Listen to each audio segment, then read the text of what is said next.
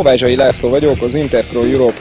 üzletfejlesztési igazgatója, és azért hoztuk létre ezt a rendezvényt, hogy meg tudjuk azt mutatni, hogy a mai rádiótechnika mire képes adatátvitelben, egy mozgó környezetben, úgy, hogy közben nagy felbontású IP